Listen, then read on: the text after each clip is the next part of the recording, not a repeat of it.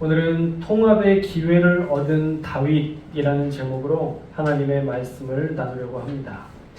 사람에게는 누구에게나 기회가 찾아오기 마련입니다. 그런데 그 기회를 잘 선용하면 더없이 좋은 성장의 기회가 될 수 있지만 그 기회를 놓치면 두고두고 후회하는 일들이 생기기도 합니다. 어떤 사람은요, 내가 그때 그 남자를 그 여자를 놓치지 말았어야 했는데 하며 후회를 하기도 합니다. 여러분의 머릿속에 그 한 사람이 떠오르시면 안 됩니다. 여러분, 이미 지나간 사랑을 그리워해서는 안 됩니다.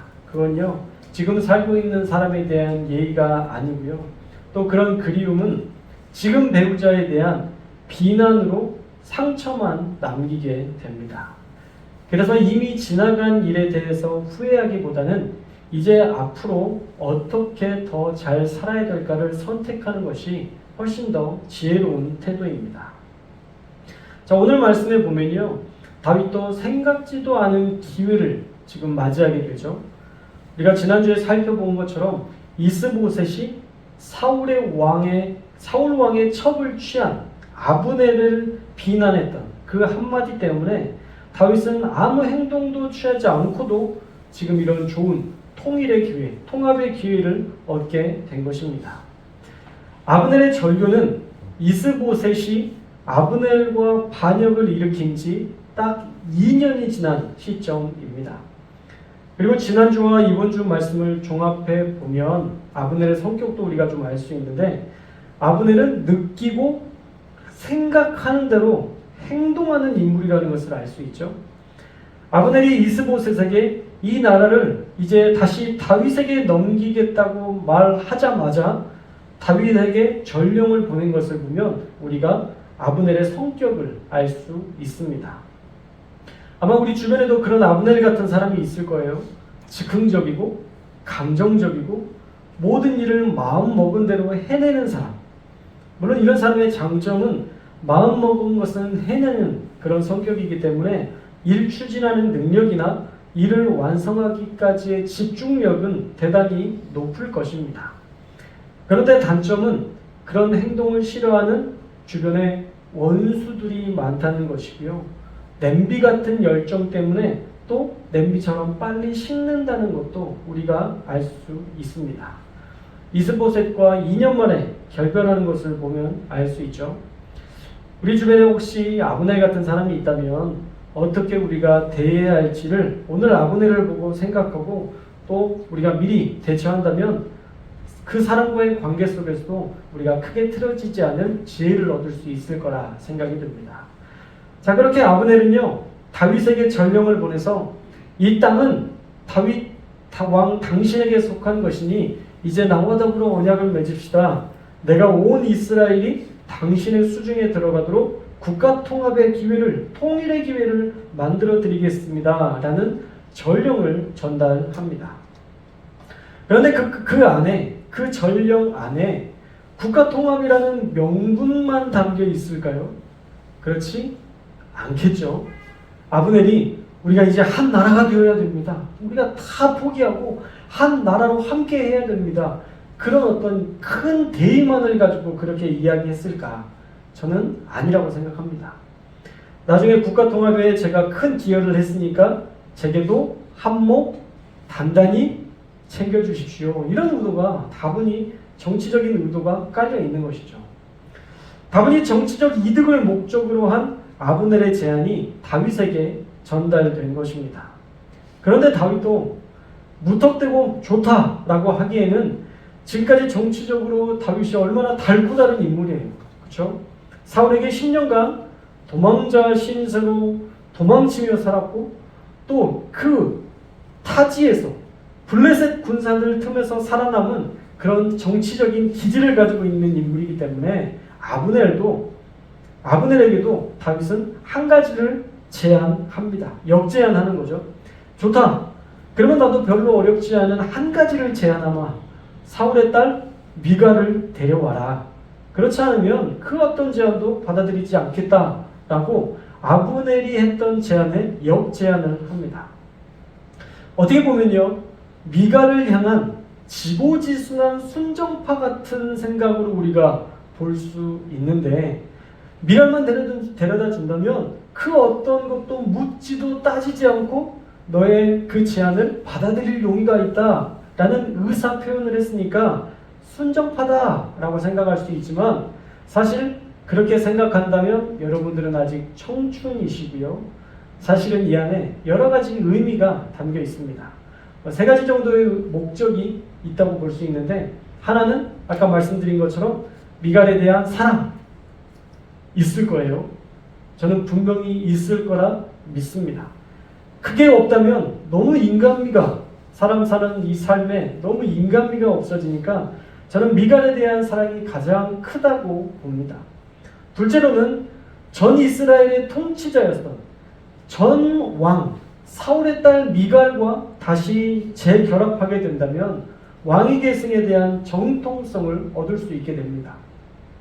아무래도 사울과 관련 없는 사람보다는 사울의 사위였다는 것이 그 후에 왕위를 잇는 데에 그 정통성의 무게와 힘을 실어줄 수 있었겠죠.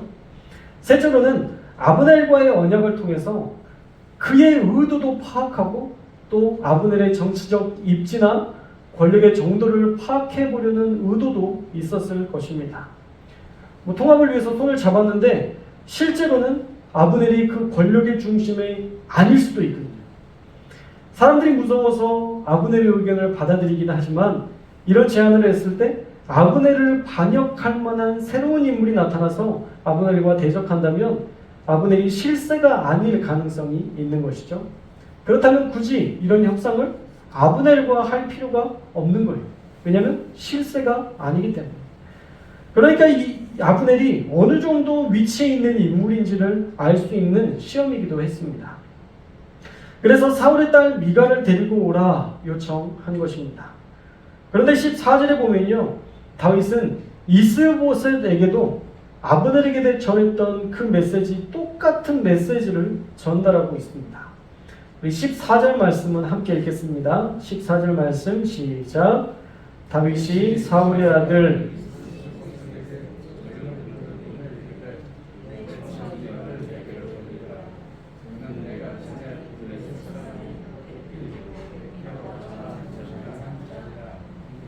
아멘. 사무엘하 이 말씀이 14절 말씀을 보니까요, 다윗이 사울의 아들 이스보셋에게도 아브넬에게 했던 말과 똑같은 말을 전령으로 보냈다는 거예요. 아브넬에게 미갈을 만약 요구했다면 사실은 이스보셋 왕에게는 미갈에 대한 이야기를 하지 않는 것이 맞을 것 같은데, 다윗은 이스보셋에게도 미갈을 데려오라는 똑같은 미션을 줍니다. 다윗이 둘 중에 누가 먼저 이 숙제를 이행하는가를 시험하기 위해서 이렇게 했을까요? 그건 아니겠죠. 분명한 의도가 있었을 텐데 왜 아브넬에게도 미갈을 데려오라고 얘기하고 이스보셋 왕에게도 미갈을 데려오라고 이야기할까? 보통은요, 정치적으로 보면 보통은 둘을 갈라놓으려는 의도가 그 안에 항상 담겨 있습니다. 이스보셋과 아브넬을 갈라놔야 그 절반이라도 다윗의 편이 되잖아요. 그러니까 정치적으로는 사실은 둘을 갈라놔야 되는데, 저는 지금 다윗이 이렇게 이 숙제를 똑같이 주었던 이유는 아브넬도 수용하고 이스보셋도 수용할 의지가 있음을 보여주는 것이 맞다라는 생각이 들어요. 다윗은 분명히 과거에 요나단과 언약을 맺었습니다. 네가 만약 나중에 왕이 되더라도 우리의 가문을 잊지 말아달라. 다윗은 그 언약을 잊지 않았던 거예요. 그래서 아브넬에게도 메시지를 전했지만 이스보셋 왕에게도 메시지를 전하면서 둘 다가 함께 이 공동의 미션을 진행하면서 모두가 함께 통일되는 그런 나라를 꿈꾸고 있었던 것입니다. 그래서 요나단의 가문을 잘 보살펴 주기로 약속했던 것들을 기억해서요, 이스보셋을 아브넬의 손에 죽게 하지 않게 하기 위해서 이 미션을 아브넬과 이스보셋이 함께 실행하게 함으로써 이 사울의 왕가를 지켜주려는 의도가 컸을 것이다 라는 생각을 해보게 되었어요. 그래서 이스보셋도 적극적으로 다윗의 이 미션을 수행합니다.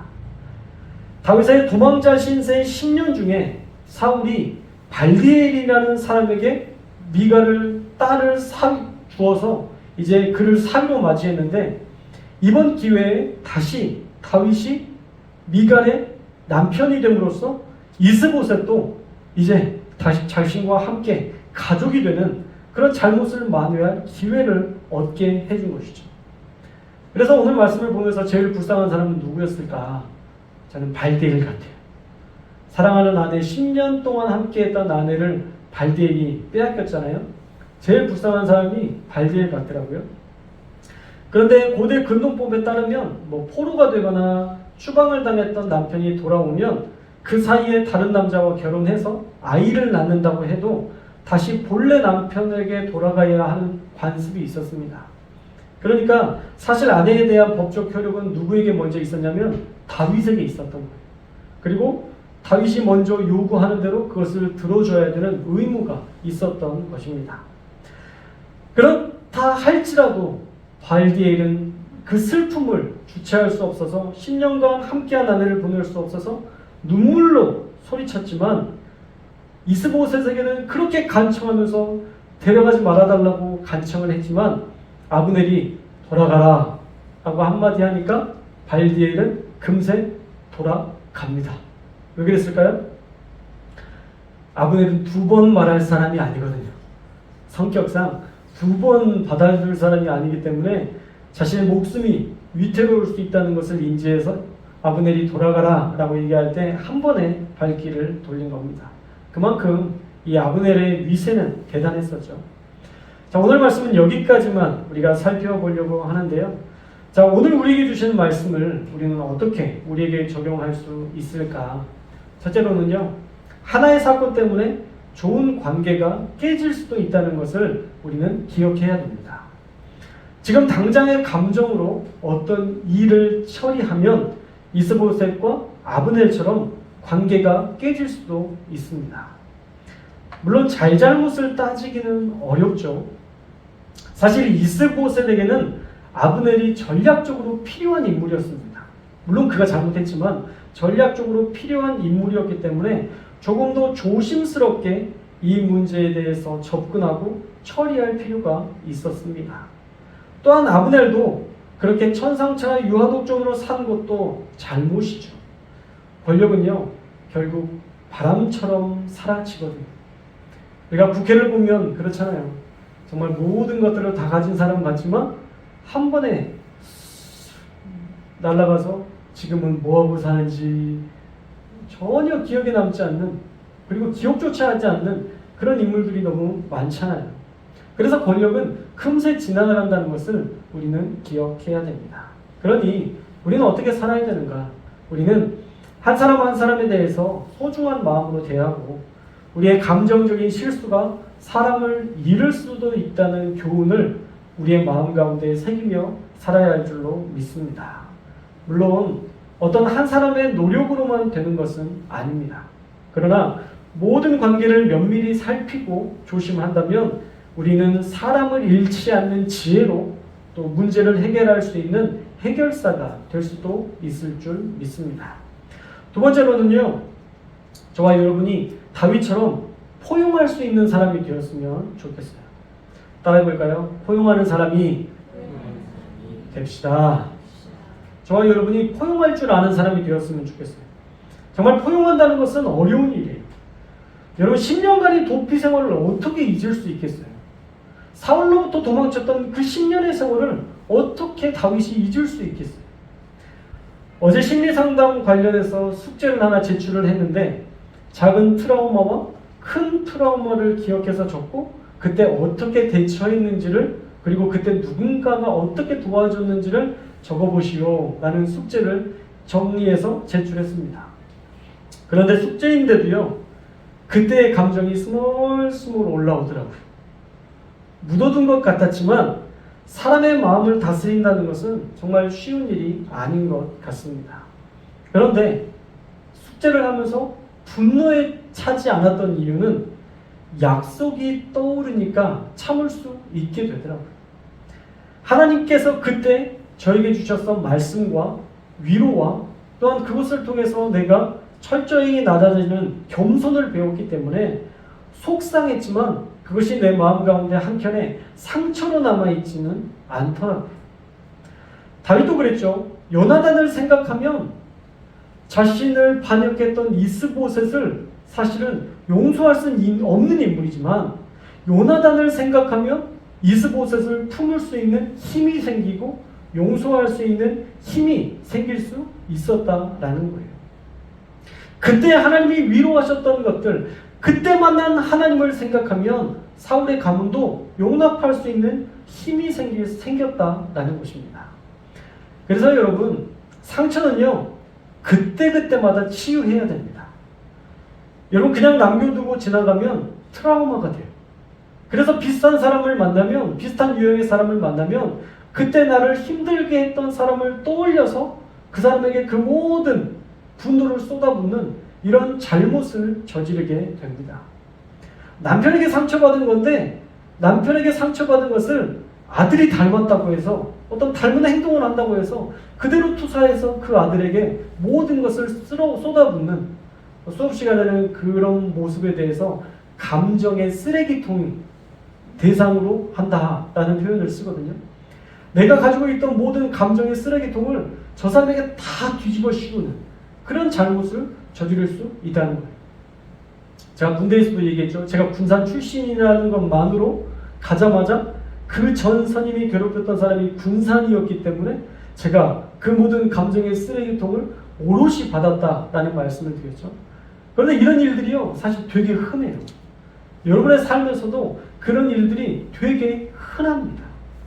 그래서 여러분들 가운데 어떤 어려움들이 있었고 상처가 있다면 여러분 그것을 빨리 하나님 앞에 아뢰고 그것을 해결받는 것이 정말 중요한 일입니다. 그리고 용서는 하되 가해자가 여러분들에게 용서를 구할 것이라는 것을 기대하지 않는 저와 여러분들이 되시기를 축복합니다. 여러분 내가 용서하면 저 사람이 받아줄 것 같죠? 세 가지예요. 받아주는 사람이 있고요. 안 받아주는 사람이 있고요. 무시하는 사람이 있어요. 모든 사람에 대해서 우리가 용서한다고 했을 때 반응은 그렇게 세 가지가 나타날 수 있습니다. 그래서 용서는 그냥 내 마음이 편하기 위해서 하는 거지 저 사람과 완전하게 화해를 하기 위해서 하는 것이 아니다라고 이야기를 하더라고요. 오늘 말씀을 보니까 이스보셋이 화내니까 아브넬이 미안하다고 했나요? 아니죠. 오히려 역으로 반역을 일으켰잖아요. 그러니까 그냥 마음으로만 용서하면 되는 거예요. 마음으로만 용서하고 그 나머지는 하나님께 맡기십시오. 그러면 하나님이 그의 삶을 따라서 선악간에 판단하실 것입니다. 혹시 여러분들 어렸을 적에 말할 수 없는 아픔을 겪으셨고 아직도 그 가해자를 용서할 수 없는 마음을 가진 분들도 어쩌면 있을 것입니다. 자, 한번 머릿속으로 떠올려 보실까요? 이랬는데 지금 이렇게 막 떠오르면 그 사람이 여러분들을 정말 큰 상처를 준 사람이라는 것을 여러분 기억하셔야 됩니다. 그리고 그 사람에 대해서 여러분 미운 마음을 더 이상 품고 살지 마십시오. 그 미운 마음은 여러분들이 품고 살아야 될 그런 마음이 아니에요. 여러분 그 아픔을 품고 살면 누가 아파요? 여러분이 아파요. 과거에 그 아픔을 여러분들이 계속 품고 살면 가해자가 아픈 게 아니라 피해자만 아픈 거예요. 그래서 용서는 제가 이 설교를 준비하면서 이 문구는 진짜 기가 막히다 이런 생각이 좀 들었는데 용서는 내 마음에서 그 사람을 떠나보내는 것이다. 할렐루야. 제법 그럴듯하고 괜찮지 않아요? 한 2학기 정도 배우니까 조금 많은 차 해도 될 만큼 좀 나타나는 것 같아요. 용서는요 내 마음에서 그 사람을 떠나보내는 거예요. 화해를 목적으로 하거나 그런 게 아니라 내 마음의 자유를 위해서 그 사람을 용서하는 거지 그 사람과 화해하고 그 사람을 진심으로 받아들이는 것이 목적은 아닙니다. 용서와 상담이라는 그 수업을 듣고 있는데 이 용서에도요 엄청나게 깊은 그런 그 단계가 있더라고요. 언제 한번 여러분들과 그렇게 나누고 또 그렇게 들어도 여러분들이 가지고 있는 그 상처를 치유하는데 좀 도움이 될 것 같아요. 그래서 용서는 무엇이냐? 내 마음에서 그 사람을 떠나보내는 것이다. 더 이상 내 마음에 남겨놓아서 내가 계속 찔리는 상처당하는 일이 당하지 않도록 그 사람을 이제 내 마음에서 내보내는 것. 그게 용서니까 오늘 이 시간 예배 끝나고 여러분이 기도하시면서 여러분들이 아까 떠올리라고 했던 그 사람 여러분들 다시 한번 떠올리면서 자기가 이제 더 이상 내 마음에 들어오지 마 안녕 하고 여러분들 멀리 떠나버리는 그런 이별을 경험할 수 있기를 축복합니다. 그리고요 하나님의 언약 우리를 향한 하나님의 거대한 용서가 있었다는 것을 우리도 기억해야 되고요. 또 우리도 그렇게 하나님의 마음을 구하며 살았을 때에 우리가 정말 상처받고 어려운 그 순간에 하나님이 우리를 만나주시고 우리를 위로해 주셨다는 것을 생각함으로 우리가 여러분들이 가지고 있었던 그 모든 아픔과 괴로운 것들은 다 떠나보내고 용서하고 여러분들이 정말 지금 품고 살아야 될 사람이 있어요. 그 사람은 누구냐면 바로 여러분의 가족이에요. 지금 내 옆에 있는 사람이에요. 지금 내 옆에 있는 사람들을 사랑할 시간도 부족한데 과거에 나에게 주었던 그 상처 준 사람을 계속 떠올리고 산다는 것은 너무 시간 낭비고요. 너무 감정 에너지를 소모하는 그런 일이 될 줄로 믿습니다.